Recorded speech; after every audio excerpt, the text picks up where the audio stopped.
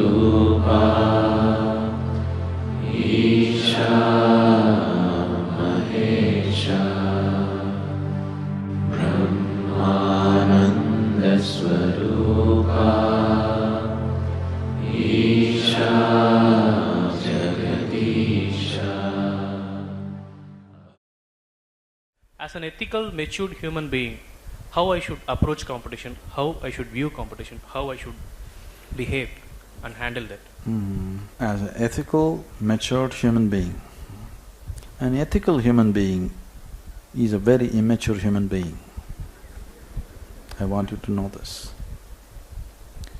You are holding on to your ethics because you have no consciousness. Ethics you picked up from outside. Whatever your society, your religion or your profession, something they have put down some rules. Maybe they are the norms with which one can function when they don't know how to function. Now for example, let's say you're a doctor. There are the ethics of Hippocrates, that you must serve a person, it doesn't matter your convenience or inconvenience, when somebody is ill, when somebody's life is in danger, you must go and do it. If you go by these ethics, yes, you will go and do it, but in the process you will become sick. Suppose you are a loving human being. Yoga means, fundamentally, today modern science has proved to you beyond any doubt that the whole existence is one energy, isn't it? Everything in the existence is one energy manifesting itself in millions of forms. Or in other words, this and this are same energy. Now that you're sitting here, suppose for one moment, actually you experienced within yourself that all the people sitting in this hall are actually a part of you. Let us say you experience something like this, not thought, actually you experience. Like you experienced the 10 fingers of your hand, you experienced all these people for a moment. If you experience these people like this, after that, do I have to teach you morality and ethics? Don't harm this person, don't kill this person, don't rob that person. Would it be needed? Would it be needed? No.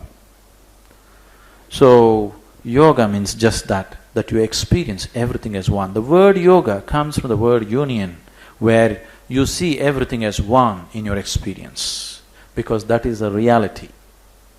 Only because you have gotten enslaved to the limited dimension of your mind, everything is fragmented in the existence. Only because you are basing all your experience through the sense perception, which perceives everything in comparison. If you want to compare, you have to divide. If you want to compare, you have to fragment the world into million pieces, otherwise you cannot experience. This is the way of the sense perception. Because your perception is limited to sense organs, you have fragmented the world into million pieces, otherwise you cannot experience it. So the whole process of yoga is to evolve beyond the sense perception so that you can experience the existence as one. Suppose you experienced all these people as a part of you, do I have to teach you ethics? You will joyfully go and do what's needed, and you will not become sick in the process. Yes or no? Yes? So, you're always trying to find poor substitutes for truth. That's the biggest problem. Now, to study in your university, you don't have to compete with anybody. If you're truly interested in knowing what you want to study, you will study to the best of your ability, isn't it? Not because your friend is studying, you want to know, that's why you study. When you study like this, your study releases you. When you study to get 1 mark more than your friend, you are getting entangled and sick you are becoming. You are actually becoming sick in the process, isn't it? So to do what you want to do well, you don't have to compete with anybody.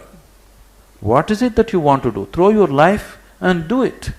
What has to happen will happen according to your abilities and your capabilities. Somebody is doing so much, if you try to do that, you will go mad. Or if you compete with somebody, you also limit yourself, you will never realize your full potential. If somebody is a monkey, you will become a little better monkey than him, that's all. You will not realize your full potential, isn't it? You look into yourself, what is it that you want to do? Offer your life to it and do it. What has to happen will happen to the extent your capabilities, your intelligence and abilities allow you, isn't it? Why are you working against somebody? It's not necessary.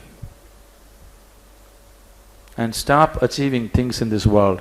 There is nothing to achieve. Do what you love to do with all your heart. What has to happen will happen, isn't it?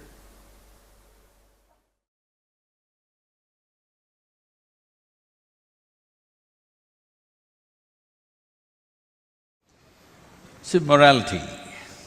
Morality has become an important thing in the society because people have forsaken their humanity. If your humanity was alive and active, you would not need any morality. People have put their humanity to sleep and trying to behave like human beings with morality, and it's not working, because everybody will come up with his own morality. And your kind of morality and another person's kind of morality is at war all the time. What is right and wrong, if you open this debate, you will end up with a fight, even within your family, believe me. Yes or no? No? If you start a debate as to what is right and what is wrong, whether it's in the world or in your neighborhood or within the family, fight is inevitable because no two people can agree on what is right and wrong. And it's never been settled ever because no such thing exists. Instead of trying to be right, why don't people try to be sensible? We need some sense in the planet. These righteous people are always a trouble. Once you have a strong set of morals, you will see nobody in the world is all right. If nobody in the world is okay, you have a psychological problem. The first sign of psychological imbalance is you start thinking nobody is okay. So morality is just that, it's a first step towards insanity. You just have to stretch it. If you stretch it, you will go there. Maybe you won't stretch it that far, you're willing to bend it, so you manage. These are substitutes for humanity. Why is it our education systems, our social mechanisms, we are not doing enough to stir up humanity in a human being. We are trying to fix it with morality, and it's never worked. All we will do is divide people into different kind of moral sects, and they will always fight, because nobody can fit into your morality, because even you don't fit in actually, unless you are smart enough to subvert it secretly. Do you understand? Otherwise, it doesn't work, because morality will not just stick to your profession, it will enter every aspect of your life. Once you start thinking, what is the right thing to do in my profession, you will also think what is the right thing to do on all levels of life, isn't it? Once you start thinking, this is the right thing, and somebody else thinks that is the right thing, there is going to be a conflict and a constant conflict. If you stir up the humanity within you, you will do the most sensible thing that's needed for that moment, and that's all that matters, that your actions are in context with the realities in which you exist. And the context is always changing. If you don't change according to that, people who are moralistic are always looking archaic for the new generation of people, isn't it? They wonder why this guy is still alive. Yes, if you're very moralistic, even your children will wonder, why are you still alive? Because you look like you're from somewhere else. So what is the most sensible thing to do? What brings well-being to you and everybody around you? This is all one needs to look at constantly. Is there some way to fix it? There is no way to fix it. We have to be alive to it. We have to be alive to it every moment. And as the context changes, what we do has to change. Morality and mortality are not very different.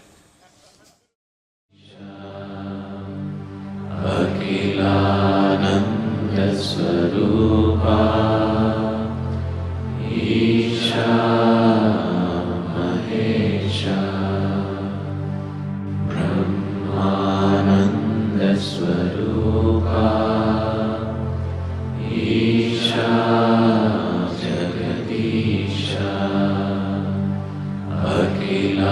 Akhilananda Swarupa Isha Mahesha Brahmananda Swarupa